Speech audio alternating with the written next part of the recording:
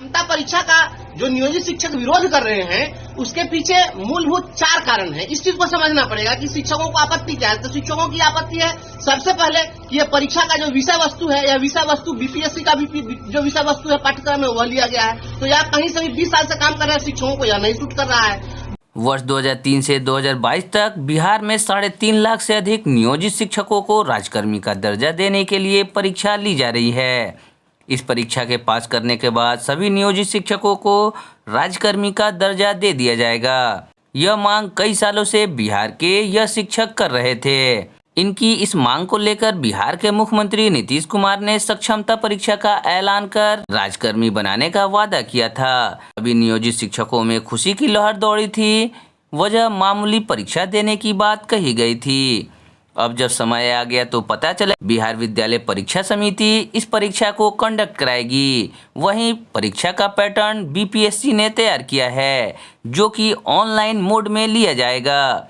मगर अब इसमें के पाठक ने सरकार से कुछ टर्म्स एंड कंडीशन जोड़ने की मांग की है जिसमें सभी नियोजित शिक्षक सहमत नहीं है। इसी को लेकर लगातार विरोध प्रदर्शन हो रहा है। आइए जानते हैं प्रदेश अध्यक्ष बंशीधर बरजवासी ने इस मुद्दे पर क्या कहा। क्षमता परीक्षा का जो नियोजित शिक्षक विरोध कर रहे हैं उसके पीछे मूलभूत 4 कारण हैं। इस चीज को समझना पड़ेगा कि शिक्षकों को आपत्ति क्या है। तो शिक्षकों की आपत्ति है सबसे पहले कि यह परीक्षा का जो विषय वस्तु है, यह विषय वस्तु बीपीएससी का जो विषय वस्तु है पाठ्यक्रम में वह लिया गया है। तो यह कहीं से भी 20 साल से काम कर रहे हैं शिक्षकों को यह नहीं सूट कर रहा है। दूसरी बात, सबसे गंभीर आपत्ति का विषय है कि राज्य सरकार ने कहा है कि आप फॉर्म भरने के साथ ही 3 जिलों का विकल्प दे दीजिए। तो ये शिक्षकों को अंतर जिला स्थानांतरण की जो कवायद चल रही है यह सबसे आपत्तिजनक, गंभीर आपत्तिजनक है। क्योंकि पहले से ही लंबे अरसे से स्थानीय निकाय शिक्षक यह मांग करते रहे हैं कि उनको स्वैच्छिक स्थानांतरण का लाभ दिया जाए। जब सारे शिक्षकों को स्वैच्छिक स्थानांतरण का लाभ है तो नियोजित शिक्षकों को क्यों नहीं। और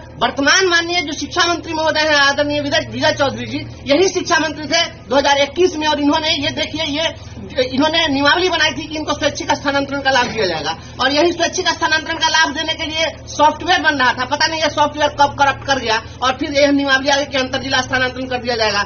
और सबसे गंभीर बात है कि अन्य कर्मचारियों का जब स्थानांतरण होता है तो उसमें महिला, दिव्यांग, शिथिलांग या जिनके परिवार के आश्रित गंभीर बीमारी से जूझ रहे हैं ऐसे लोगों को रियायत दी जाती है। इसमें तो कुछ भी नहीं। या तो मोहम्मद तुगलक जिस प्रकार से जो है दिल्ली से दौलताबाद राजधानी स्थानांतरण किया तो अंधा, विकलांग, शिथिलांग सबको कहा कि आपको चलना होगा दिल्ली से दौलताबाद। उसी प्रकार से किया जा रहा है। हमारे मुजफ्फरपुर में 12 लगभग 1 दर्जन ऐसे शिक्षक हैं जो अंधे हैं, उनका क्या होगा? उनका स्थानांतरण आप कैसे कर दीजिएगा?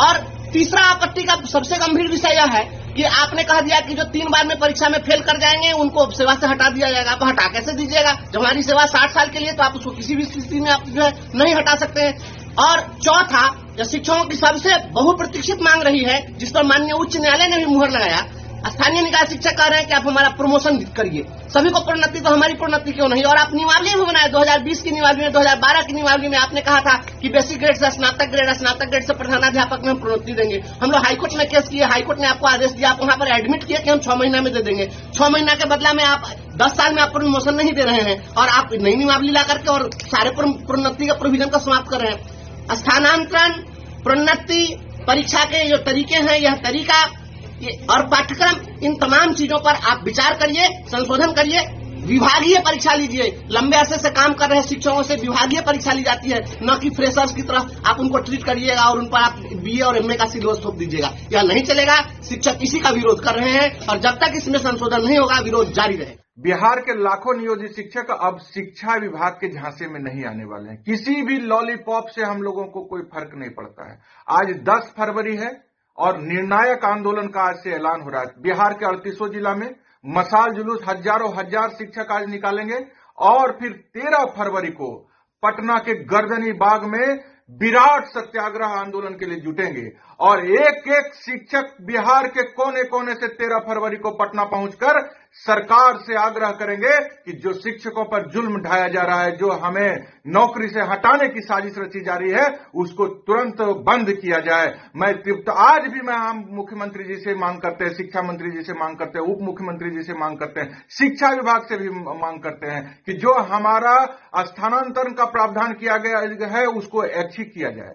हमसे 3 जिला का ऑप्शन जबरन लेके जबरन जिला से बाहर स्थानांतरण करके हमको बर्बाद करने की साजिश को तुरंत बंद किया जाए।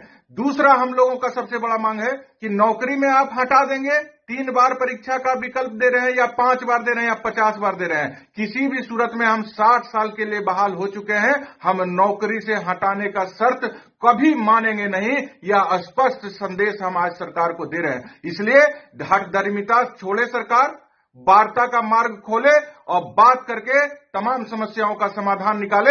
अन्यथा के स्थिति में 13 फरवरी को बिहार विधानसभा के समक्ष गर्दनी बाग में लाखों लाख नियोजित शिक्षक जुटकर अपने आवाज को बुलंद करेंगे और सरकार से मांग पूरा करवाने के लिए सत्याग्रह आंदोलन करेंगे। धन्यवाद।